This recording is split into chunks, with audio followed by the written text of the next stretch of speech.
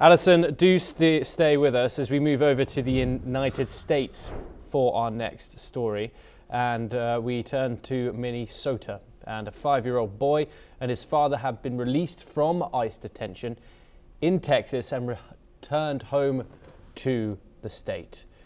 Congressman Joaquin Castro confirmed that Liam Conejo Ramos and his father, Adrian Alexander Conejo Arias, are now back in Minneapolis.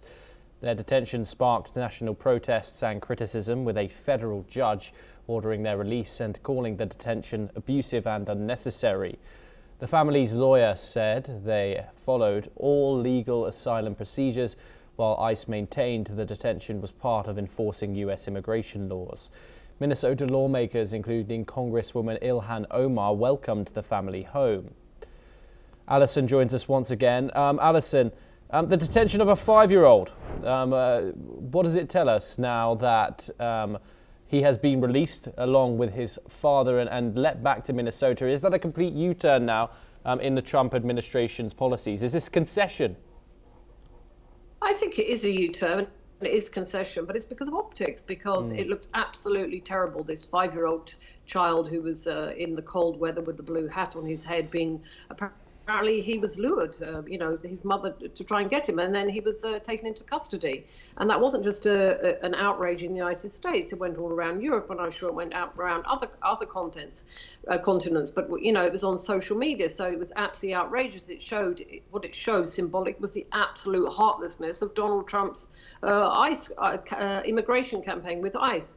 That a 5-year-old child would be used in this and would be considered a public threat. It looks absolutely inhumane, and I think the Trump administration realizes that it looked very, very bad for it, and they have midterm elections coming up in the autumn, and so I think they had to do a U-turn because they looked inhumane. It didn't look like America no longer looked like the country of the free where people could go there and achieve their dreams. It looked like a sort of a police state, which in that case it was. I mean, a 5-year-old child, a small child, and I think it's actually deliberate. I was looking at the picture of him today when he came back. The fact that he's still wearing that blue hat, because that's how everybody recognizes him, was that sort of blue hat, because Minnesota is a very, very cold county, and so he needed something warm. So he kind of left. He was arrested, he was detained wearing that blue cap, and he came back wearing it. And I think that sort of showed Donald Trump's administration was showing it was going full circles, and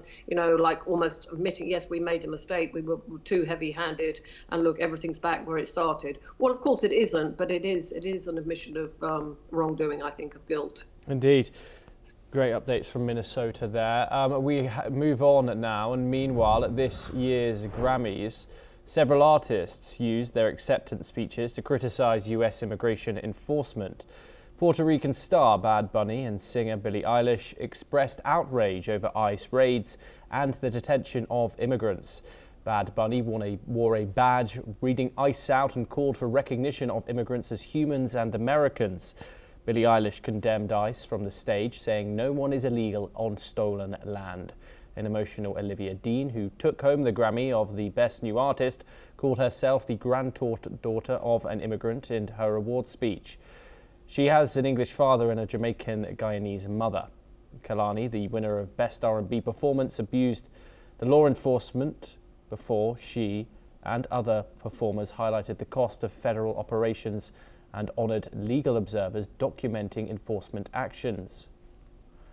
Alison Mutler joins us once again. Alison, Donald Trump, of course, a close relationship with the media. He's known to get aggravated about things like this, whether that's Jimmy Kimmel, Taylor Swift, or other media moments, if you will.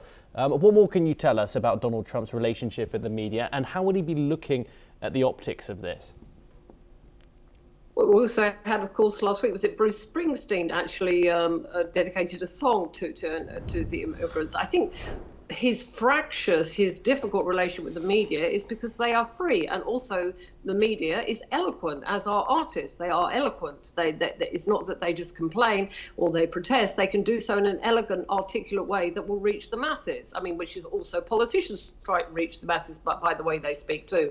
So I think the problem for Donald Trump is that he can't control the media, or he can't control all the media. There are some outlets which are more friendly to him than others, but he can't control all the media, and that really irritates him.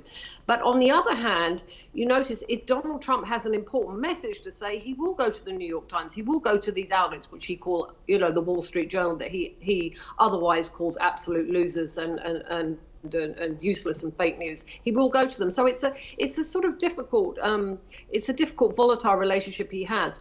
But he doesn't like voices that oppose him, and particularly if those voices are effective, they are eloquent, and they are articulate, as the media is, as artists are. So it is difficult. But by the same token, he knows that he needs those voices, like the New York Times or other outlets, to reach his public, and that will give him more credibility. So on the one hand, he's very critical of them, but on the other hand, he also knows how useful they can be to getting his message across.